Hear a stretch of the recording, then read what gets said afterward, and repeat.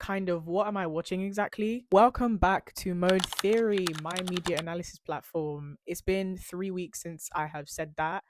I've been a tad bit busy. Today I will be discussing All's Fair.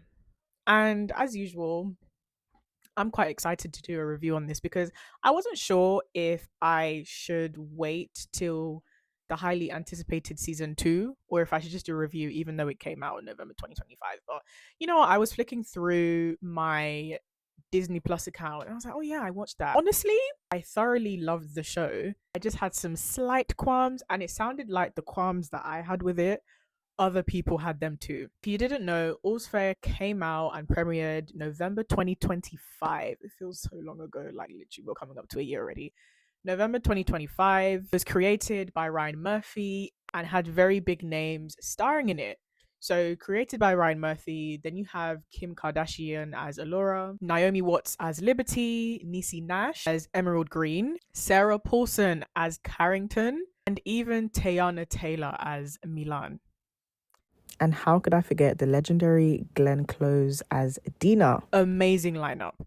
And I will say this, when you mix the big names in this TV series, the big director behind it, all of the promo that came up with it, they did a very good job in catching people's attention and reeling them in. I mean, you've put Kim K as one of the leading roles already. Like, you've got such a massive name.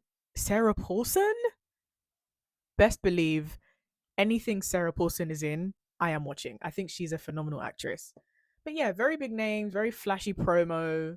Issue it seems that people had was kind of what am I watching exactly? Kind of get the gist of it, but then as soon as I feel like I get the gist of it, it kind of takes another sharp left. I don't know. And I'll get into that. For those of you who don't know, All's Fair is a legal drama slash kind of a comedy, a dark comedy almost, that follows a team of elite female divorce attorneys. And it follows essentially their trials and tribulations and the trials and tribulations of women that they help. I wasn't mad at that being the foundation of the TV series. I do like to see predominantly female cast. I do love that. I absolutely love to see women, doing powerful jobs that change people's lives. I love that representation.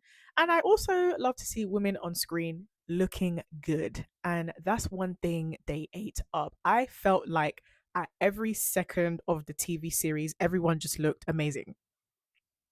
Which leads me on to my main point, which is that this show had a lot of glitz and glam to it. It was aesthetically pleasing. The fashion and the costume were impeccable. It left a trail of design and glamour. It was that clean corporate, I don't like this term, but girl boss. Give me another term, please, in the comments, but kind of aesthetic, very sleek, women in power. I loved it. I did like to see it. And it's almost like that at times distracted me from the fact that I was confused. Sometimes, or maybe confused is the wrong word. Shocked?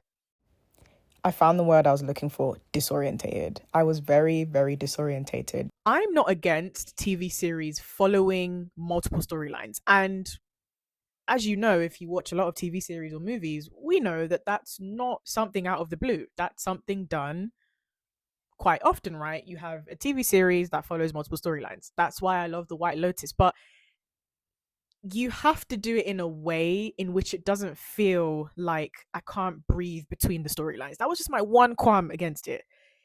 I felt like at times I would get invested in one storyline and then, oh, something else comes up. And then I'll get invested in that and, oh, something else comes up. And it was like, where do I look? Because these are all very interesting storylines, but I need time to breathe. And before you call me a hypocrite and say, but I thought that's why you like The White Lotus. I just think it's done better in The White Lotus. Unpopular opinion, I don't know. I think it's done a lot smoother. And instead of there being separate, disjointed storylines, I feel like in The White Lotus, they all weave nicely in with each other. Whereas that's what I wanted in All's Fair as a TV series that follows so many storylines. And for those of you that forgot, you had Allura's divorce, which was a big part of it. We also had Carrington's revenge, because as you know, the other women funded and started their own law firm and they left her behind. Liberty had her own relationship problems. And then on top of it, you had the individual problems, the problems of the women that they were helping. And so it was kind of like, where do I pay proper attention? I think the most blinding example of this is the fact that Emerald, played by Niecy Nash, had a very traumatic storyline with her being assaulted. And it's like, again, it was that feeling of, wow, I'm really emotionally bonded with this character. I feel sorry for this devastating thing that's happened. We know that this happens to a lot of women also. A lot of women would have watched what happened to Emerald and probably would have related and got really stuck in with her character.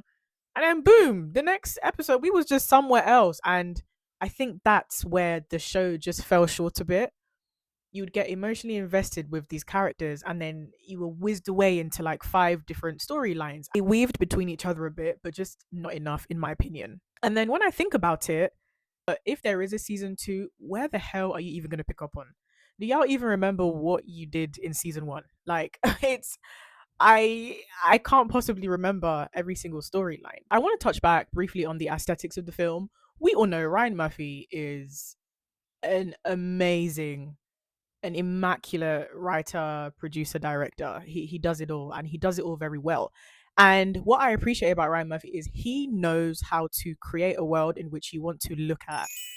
And that's, I think, a big part of the reason why I watched till the very end, and also just genuine curiosity. Like, I wanted to see if Carrington got her revenge and all of that. But he knows how to do that, right? He did that very well. Every single frame felt expensive, glamorous, and curated. It's just a shame that the storytelling, in my opinion, didn't quite meet that same level of detail. So I just thought that as a result, some of the strongest plots and ideas were introduced but not fully explored. Nevertheless, I did enjoy watching the show. Like I said, aesthetically beautiful, aesthetically pleasing, amazing actress lineup. Like, who doesn't want to see Tayana Taylor on their screen? At the end of the day, she's like absolutely gorgeous. Let me know what you think. And I actually cannot wait.